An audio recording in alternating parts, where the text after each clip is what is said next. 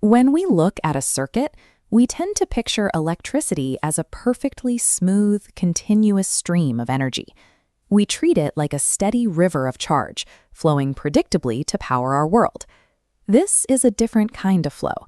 Lightning is a massive, transient phenomenon where charges rush from the clouds to the Earth through the atmosphere. It is nature's most chaotic discharge.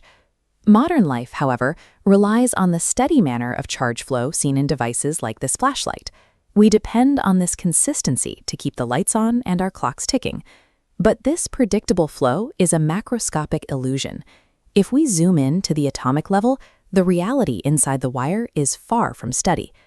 Inside a solid conductor, electrons are practically free to move within the bulk material, but they are also subject to thermal motion, zipping around and colliding with fixed ions in every possible direction. On average, their velocity is zero. They aren't actually going anywhere. That changes when we apply an electric field. The field exerts a force on these electrons, causing them to accelerate. This creates a massive physics paradox. If the field is constant, the acceleration should be constant.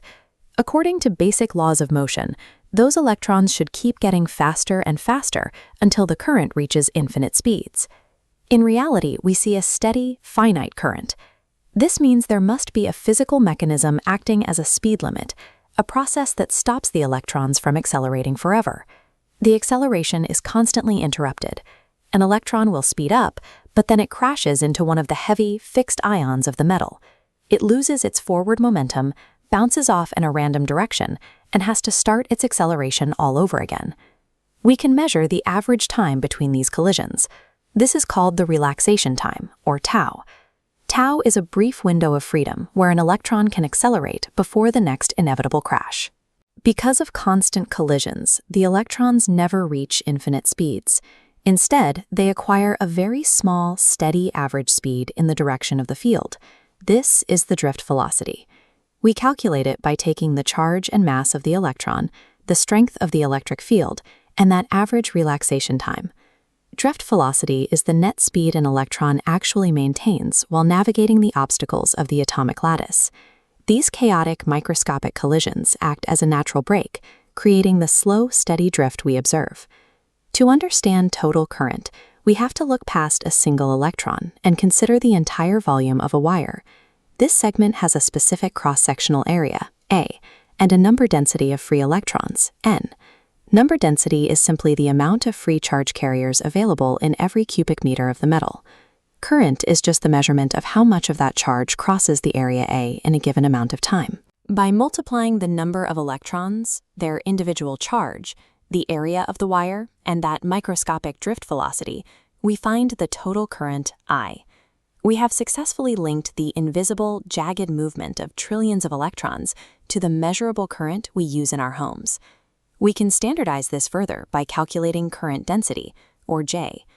Current density is the amount of charge flowing per second through a unit of area. We find it by dividing the total current by the area of the wire. Now, we substitute our microscopic drift velocity equation back into this macroscopic density formula. The math resolves into a single expression. Look at the resulting relationship. The current density J is now shown to be directly proportional to the strength of the electric field, E. By merging the microscopic speed limit with the macroscopic volume, we arrive at a direct proportionality. The flow of charge is strictly dictated by the properties of the material and the force of the field. This direct relationship is the foundation of Ohm's law, discovered by George Simon Ohm in 1828.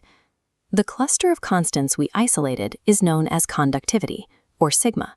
Conductivity is a measure of how easily a material allows charge to flow, and it depends entirely on the electron density and the time between collisions. Resistance and resistivity, the concepts we use to build every circuit on Earth, are simply the mathematical inverse of this conductivity. Ohm's law isn't just a rule in a textbook. It is the inescapable result of trillions of electrons constantly crashing and drifting through the atomic landscape of a wire.